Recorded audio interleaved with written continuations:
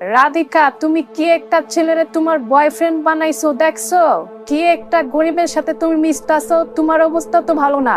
Aunty, premise খুব ভালো ছেলে, আপনি শুধু শুধু ভুল বুঝতেছেন। ভুল বোঝার কিছু নাই, তুমি আকাশের দিকে তাকাও আর তোমার বয়ফ্রেন্ডের দিকে তাকাও, তাইলেই বুঝতে পারবা। আমাদের জ্যোতির দেখা তো একটু শিখতেও পারো। জ্যোতির আম্মুর কথা শুনে প্রিমিস যখন তেরে যাচ্ছিল তখন রাধিকা প্রিমিসকে বাধা দেয়। জ্যোতির আম্মু জানে না প্রিমিসের আসল পরিচয় কি। প্রিমিস আকাশের মতো হাজারটা ছেলে কিনতে পারবে। প্রিমিসকে যখন রাধিকা থামিয়ে দেয় তখন জ্যোতির আম্মু আরো রেগে যায়। আরে ভাই দেখো কাণ্ড, এই ছেলের অবস্থার দিকে তাকাও, কি রাগ দেখাচ্ছে আমাদেরকে। এই ছেলে শোনো, এত রাগ ভালো না। তুমি যেই রাগ দেখাচ্ছ না, এই রাগ দেখানোর জন্য অনেক টাকা কামাইতে হয়। আর রাধিকা শোনো, এইগুলা আমি তোমার ভালোর জন্য বলতেছি, তুমি একটা গাধা। আচ্ছা আন্টি, এখন এইসব বাদ দেই। আমার মনে হয় আপনাদের প্রচুর খিদা লাগছে, চলেন আপনাদেরকে আগে খাবার খাইয়ে নিয়ে আসি। আকাশ কত ভালো ছেলে দেখছো, ও জানে আমাদের কখন কি দরকার হতে পারে, কত সুন্দর করে আমাদের সাথে কথা বলে। আচ্ছা ঠিক আছে চলো, আমার আসলে অনেক খিদা লাগছে। জ্যোতির মা ইচ্ছা করে প্রিমিসকে শুনিয়ে এই কথাগুলা বলে যাতে প্রিমিস আরো রেগে যায়। আচ্ছা প্রিমিস শোনো, আমাদের গাড়িতে এত জায়গা নাই, তোমরা কোনো অটো দিয়া চলে আসো। আজকে দুপুরের খাবারের তুই দামি দিব। আচ্ছা শোনো, তোমার কাছে অটোর ভাড়া আছে তো? যদি না থাকে তাহলে বলো, আমি দিয়ে দেই। না না, তার কোনো প্রয়োজন নাই, তোমরা যাও, আমি আসতেছি। ঠিক আছে, তাহলে তোমরা আসো আর হোটেল আলবাহারে চলে এসো। ওইখানে আমিও আজকে প্রথম যাচ্ছি। অনেক এক্সপেন্সিভ একটা রেস্টুরেন্ট। তোমার কপাল ভালো প্রিমিস, তুমি এরকম একটা জায়গায় আমাদের সাথে খাইতে পারবা। তুমি রাধিকার আম্মুর নিয়ে চলে আইসো। আকাশ প্রিমিসকে ছোট করে কথা বলে এবং গাড়ি নিয়ে চলে যায়। আকাশ যেইভাবে কথা বলে গেল প্রিমিস তাদের ওইখানে গিয়ে খেতে মনে চাচ্ছে না। রাধিকা ও জ্যোতির আম্মুর জন্য যেখানে হোটেল ব্লু মুন বুক করেছিল সেখানে খাবার খাওয়ার জন্য কেন আলবাহারে যাচ্ছে? আরে আকাশ যে রেস্টুরেন্টের কথা বললো, এই রেস্টুরেন্ট তো চিনা চিনা লাগতেছে, মনে হচ্ছে আমি এর আগেও গেছিলাম।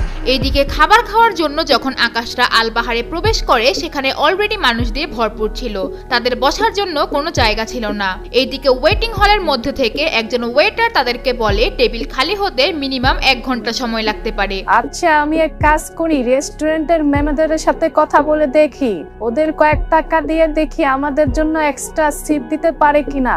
আম্মু, আমার মনে হইতেছে আমাদের আরেকটু ওয়েট করা দরকার। আলবাহার ঢাকা সিটির মধ্যে একটি অন্যতম পপুলার রেস্টুরেন্ট ছিল।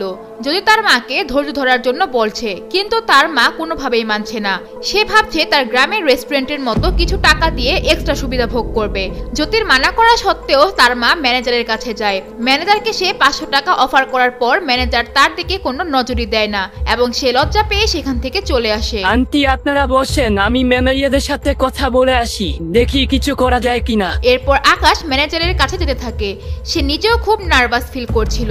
তার কাছে টাকা ঠিকই আছে, কিন্তু এত বড় রেস্টুরেন্টের মধ্যে ম্যানেজার কি তাকে পাত্তা দিবে? তার বাবা এই রেস্টুরেন্টের ম্যানেজারের পরিচিত ছিল, তবে তাদের মধ্যে কেমন সম্পর্ক ছিল তার কোনো আইডিয়া ছিল না আকাশের। তবে এখন তার হবু শাশুড়ির সামনে ইজ্জত রক্ষা করতে হলেও তাকে এই ম্যানেজারের কাছে যাওয়া লাগবে। হ্যালো ম্যানেজার, আমার নাম আকাশ আর আমার আব্বু মোহনলাল। আমার আব্বু আপনার পরিচিত।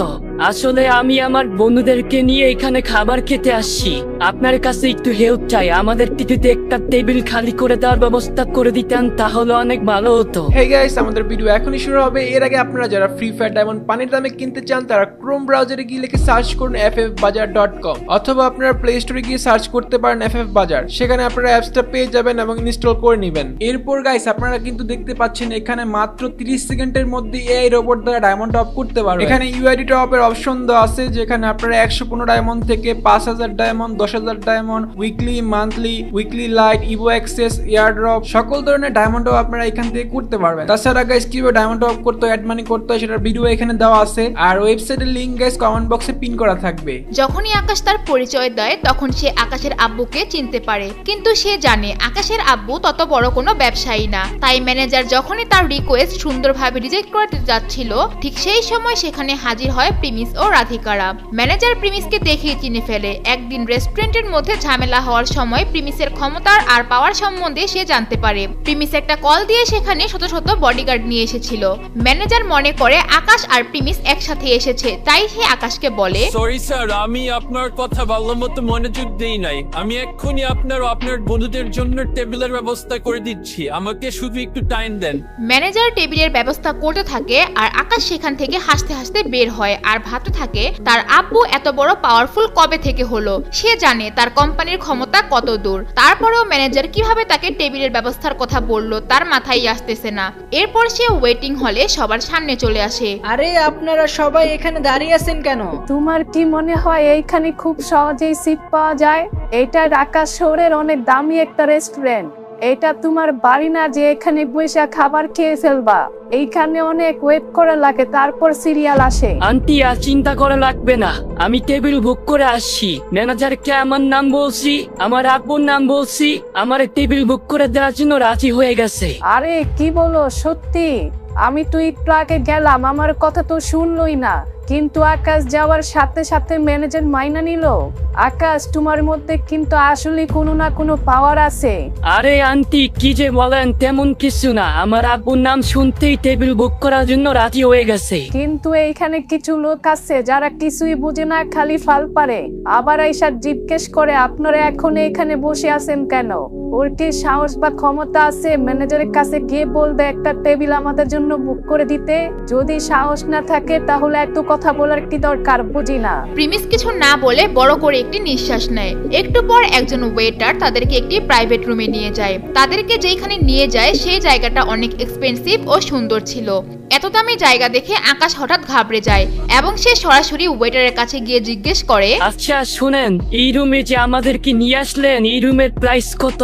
এইটা হচ্ছে ভিআইপি কেবিন। এইখানে শুধু এই রুমে বসে খাওয়ার জন্যই 10,000 টাকা দেওয়া লাগে। যখনই আকাশ রুমের দাম শুনে তার মাথা ঘোরা শুরু করে দেয়। শুধু এই রুমে বসে খাবার খাওয়ার জন্য 10,000 টাকা? যদি এইখানে বসে খাবার খায় তাহলে মনে হয় খাবারের বিল এর চেয়ে 3 গুণ হবে। সে তো ভেবেছিল শুধু 5,000 টাকার মধ্যেই দুপুরের খাবারটি কমপ্লিট করে ফেলতে পারবে। আকাশ, তুমি যদি চাও তাইলে আমরা অন্য কোনো রুম দেখতে পারি। এটা অনেক দামি মনে হচ্ছে। না আন্টি, কোনো চিন্তার বিষয় না। আমার এই রুমটা অনেক সুন্দর ও আরামদায়ক মনে হচ্ছে, তাই আমরা এখানেই খাওয়া দাওয়া করলে ভালো হবে। এটা বলার পর তার মাথা থেকে ঘাম ধুতে থাকে। সে বিশাল একটা টেনশনে পড়ে যায়। তবে সে কোনোভাবেই তার হবু শাশুড়ির সামনে নিজেকে নিজে দেখাতে চাচ্ছে না। স্যার, আপনাদের এই রুমের কোনো চার্জ দেওয়া লাগবে না। আমাদের ম্যানেজার স্যার বললো আপনারা আমাদের স্পেশাল গেস্ট আর আপনারা আমাদের রেস্টুরেন্টে আসছেন, এটাই আমাদের জন্য খুশির সংবাদ। শুধু এই রুমের চার্জ না, আজকে দুপুরে খাবার আপনাদেরকে ফ্রিতে দেওয়া হবে। কি বললেন, ফ্রি? সমস্ত খাবার ফ্রি? আকাশ যেন হাঁপ ছেড়ে বাঁচলো। সে বুঝতে পারছে না যে আজকে তার সাথে কি হচ্ছে। সে তো আর জানে না এইগুলো প্রিমিসের জন্য ফ্রি করা হচ্ছে। স্যার, আপনারা সবাই খাবার খাইতে বসেন, আমি আপনাদের জন্য খাবারের ব্যবস্থা করতেছি। আজকে আপনাদেরকে স্পেশাল খাবার সার্ভ করা হবে। এটা বলে ওয়েটার সেখান থেকে চলে যায়। এইদিকে জ্যোতির্মা আকাশের জন্য এমন আপ্যায়ন দেখে খুব খুশি হয়ে যায়। আরে আকাশ বাবা, তোমার তো এইখানে বিশাল নামডাক দেখা যাচ্ছে। তোমার জন্য এইখানে শুধু ভালো টেবিলের ব্যবস্থা না, আবার ভালো স্পেশাল খাবারও ফ্রিতে পাবা দেখতাছি। তুমি তো দেখা যাচ্ছে অনেক পপুলার মানুষ। আমি তো বিশ্বাসই করতে পারতাছি না। আরে আন্টি কি যে বললেন না, এইসব এইগুলো তো সামান্য ব্যাপার। তো বাবা, তোমাদের আসলে কিসের বিজনেস?